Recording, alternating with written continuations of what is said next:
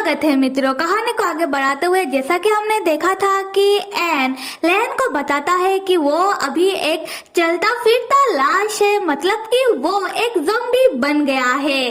लैन N से पूछता है कि क्या अभी उसे कोई मार नहीं सकता। एन तब लैन के सर के बीचों बीच खंजर से इशारा करते हुए कहता है कि ऐसी बात नहीं है, मतलब ज़ॉम्बी के सर के बीचों बीच वार करके उसे खत्म किया जा सकता है। खैर, एन तब लैन से वादा लेता है कि वो ऐसा करने के बारे में सोचे भी मत, वो खुद को नुकसान ना पहुंचाए, क्योंकि अभी लैन ने खुद को एन को दे दिया है तो वो एन की परमिशन के बिना खुद के साथ कुछ नहीं कर सकता। फिर लैन डिसाइड कर लेता है कि उसे अभी जीना है, क्योंकि मरने के बाद जीने का मौका जिंदगी बहुत कम लोगों को देता है और उसे अगर ये दूसरा मौका मिला है तो वो अपना इस नया जिंदगी को बखूबी तरीके से इस्तेमाल करेगा। और उसके बाद हमने देखा था कि लैन के जिंदगी में उसका एक्स बॉयफ्रेंड वापस आ गया है। अब आगे एकेडमी के छत का ऊपर दिखाया जा रहा है, जहां एन लैन के लिए उसका वाला खाना लेकर आया है और साथ में वो भी लैन के साथ बैठकर अपना लंच करने लगता है। एन तब खाना खाते हुए लैन को ही देखे जा रहा था। लैन तब उठने लगता है एन से ये कहते हुए कि मेरा खाना तो हो गया, अभी मैं चलता हूँ। एन तब लैन से कहता है कि लैन, ऐसे तो तुम एक चलता फिरता लाश हो, पर आज तुम लाश जैसे दिख भी रहे हो। क्या हुआ है तुम्हें? तुम्हारा चेहरे का रंग फीका क्यों पड़ गया? क्या ये उस पिंक बालों वाले लड़के की वजह से तो नहीं जो हमारे म्यूजिक क्लास में आया है? लैन कहता है कि एन, तुम अपने काम से काम रखो। ये कहे के लैन एन को छत में अकेला छोड़कर वो सीढ़ियों से उतरने लगता है, अपना एक्स बॉयफ्रेंड के बारे में सोचते हुए और उसका नाम धीरे से लेते हुए। तब हम लैन की एक्स बॉयफ्रेंड का नाम पता चलता है और उसका नाम है चोई। और अब से हम लैन के एक्स बॉयफ्रेंड को चोई बुलाएंगे, ठीक है? अगले सीन में हम चोई को देखते हैं जो म्यूजिक क्लास में अपने बाकी दोस्तों के साथ बैठा हुआ था और खुद में ही ब्लश करते हुए मुस्कुराए जा रहा था। और ये बात उसका दोस्त लोग भी नोटिस करते हैं और उससे पूछते हैं कि क्या हुआ, अकेले अकेले मुस्कुरा रहे हो? चोई तब खुशी के मारे सबसे चिल्ला के कहता है कि क्योंकि आखिरकार मेरा मुलाकात उससे हो गया जिससे मैं इतने लंबे वक्त से मिलना चाह रहा था। चोई का बाकी दोस्त लोग पूछता है कि कौन है, क्या तुम्हारा गर्लफ्रेंड? चोई तब कुछ नहीं कहता बल्कि हंसते हुए अपने पॉकेट में हाथ रखकर सोचने लगता है कि आखिरकार मुझे तुम्हारा फोटो देखकर गुजारा नहीं करना होगा, क्योंकि तुम अब मेरे नजरों के सामने हो। और यहाँ पर हमें चोई के फीलिंग के बारे में पता चलता है कि चोई भी लैन से बहुत प्यार करता था या फिर अभी भी उससे बहुत प्यार करता है। और दूसरी तरफ हम लैन को देखते हैं जो अपने वॉलेट में उसका और चोई का फोटो को गौर से देख रहा था। उसके बाद वो अपने वॉलेट में से उसका और चोई का फोटो को निकाल कर कहीं और रख देता है। और यहाँ पर हमें जानने को मिलता है कि सिर्फ चोई ही नहीं, लैन भी इतने दिनों से चोई का फोटो देख देख कर गुजारा कर रहा है, इसीलिए तो लैन ने अपने वॉलेट में अपना और चोई का फोटो रखा था। खैर, अगले सीन में हम एन को देखते हैं जो क्लास में किताब में अपना मुंह छुपाकर एक लड़की से बात कर रहा था और वो लड़की भी उसी किताब से अपना मुंह छुपाकर एन से कह रही थी कि आपको उस पिंक बालों वाले लड़के के बारे में जानना था ना, मैंने उसके बारे में खबर निकाल लिया है और उस लड़के का नाम है चोई। और वो लड़का और हमारे क्लास का लैन किसी स्कूल में एक साथ पढ़ा करते थे। इन शॉर्ट उस समय चोई लैन का क्लासमेट था और अभी चोई एक सिंगर बन गया है। वो अपने ग्रुप का लीड सिंगर है और अपने एकेडमी से हमारे यहाँ म्यूजिक क्लास में वो अपने ग्रुप के साथ गाने शाने के लिए आया है। एन कहता है ये बात तो मुझे पता ही नहीं था। वो लड़की एन से कहती है कि आपको कैसे पता होगा, आपने कभी खुद के अलावा और कुछ देखने की कोशिश की है? एन कहता है बात तो सही है। वो लड़की कहती है कि इस बात पर आप खुद के ऊपर इतना प्राउड कैसे फील कर सकते हो। खैर फिर वो लड़की कहती है कि चोई यहाँ नहीं रहता, वो बाहर चला गया था। एन आपको क्या लगता है कि चोई दोबारा अपने होम टाउन क्यों आया होगा?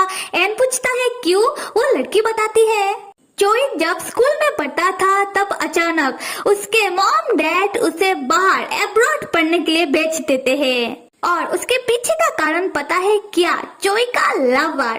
चोई के मॉम डैड को चोई के लवर के बारे में पता चल गया था और वो लोग चोई और चोई के लवर के प्यार के खिलाफ थे।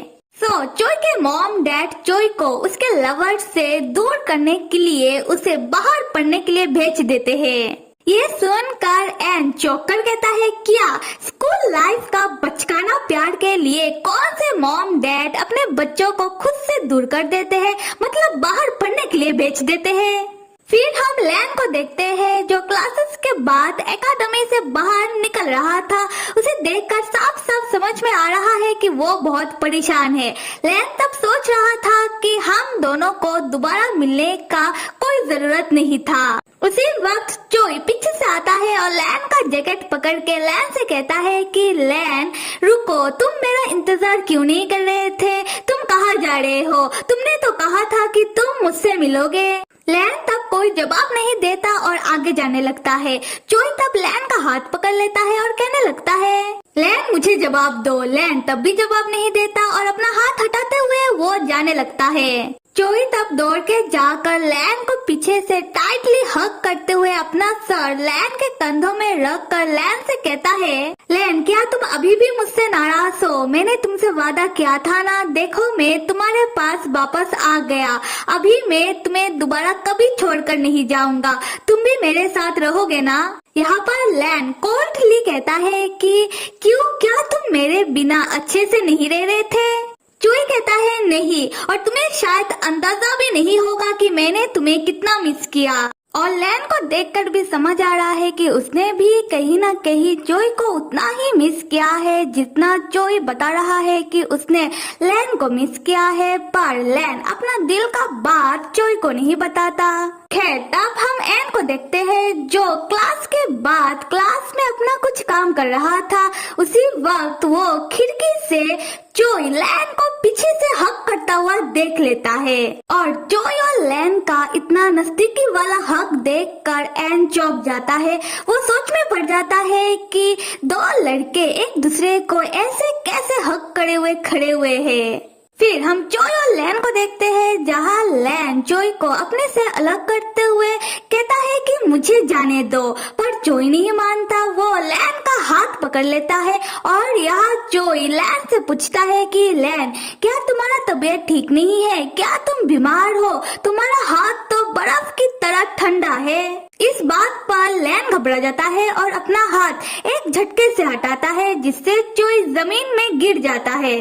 तब लैन को बुरा लगने लगता है। वो चोई को उठाने के लिए अपना हाथ आगे बढ़ाने ही लगता है, पर वो खुद को रोक लेता है और बहुत रूडली चोई से कहता है मैंने तो कहा ही था कि मुझे जाने दो और तुम्हें मेरा फिक्र करने की कोई जरूरत नहीं है। तुमने तो अपना रास्ता चुन लिया था तो तुम्हें तो अपने रास्ते में खुश होना चाहिए। मुझे हमेशा तुम्हारे कारण मुसीबतों का सामना करना पड़ा और तुम कह रहे हो कि तुम मेरे बिना नहीं रह पा रहे थे।